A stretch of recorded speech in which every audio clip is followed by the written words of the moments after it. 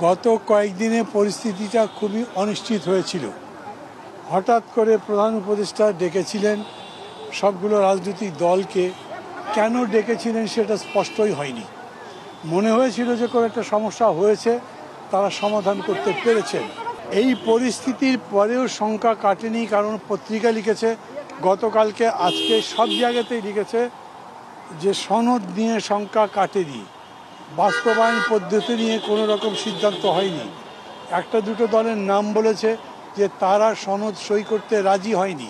কেউ কেউ এরকম বলেছে যে সনদের সাথে বা সনদের নামে তাদের সাথে প্রতারণা করা হয়েছে।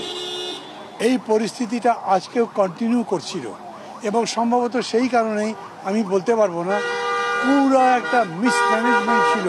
আপনারা দেখেছেন কিনা আমি জানি না, এইখানেও আপনারা পরিস্থিতি দেখেছেন, আপনারা বাইরে ছিলেন, বাইরে গাড়ি ভাঙচুর হয়েছে, হামলা পাল্টা হামলার মতো ঘটনা ঘটেছে।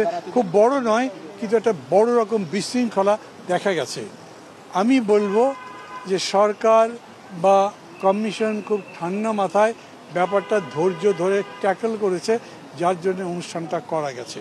আমি মনে করি যেহেতু আমরা ভেতরে ছিলাম, বাইরে তো সব দেখিনি, কিন্তু ভেতর থেকে পরে যখন বাইরে আসছি, এই অনুষ্ঠানটাকে আমাদের কোনো বিশৃঙ্খল লাগেনি, নিট মনে হয়েছে। ভেতরে বিশৃঙ্খলা আমরা দেখেছি, ম্যানেজমেন্টের কী কী সমস্যা হয়েছে, যেরকম সনদ নিয়ে তার বাস্তবায়ন নিয়ে কথা বলাই হয়নি।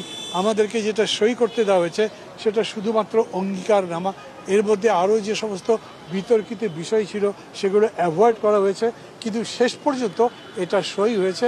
আমি বলবো বিষয়টা ভালো হয়েছে। একটাই বিষয় ছিল কি, 4 মূলনীতির সাথে সাথে স্বাধীনতার ঘোষণাটাও বাদ পড়ে গেছিল।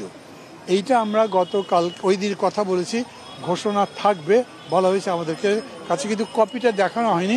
আমরা বিশ্বাস করছি যে স্বাধীনতার ঘোষণা থাকবে তার মধ্যে। জি না, 4 মূলনীতি নিয়ে এমনিতে আসলে কিছু বিতর্ক আছে। আমি বলি আপনাদের, ধরেন এখন সমাজতন্ত্র রাষ্ট্রের মূলনীতির মধ্যে নাই, তো তার বদলে সামাজিক ন্যায় বিচার, সুবিচার ইত্যাদির কথা বলা হয়েছে। এইভাবে মূলনীতির জায়গাটা আগের মতো করে একদম কংক্রিটটাই, সেই জন্য ওই জায়গা রাখা হয়নি। এগুলোকে অন্যান্য শব্দ দিয়ে প্রতিস্থাপন করেছে।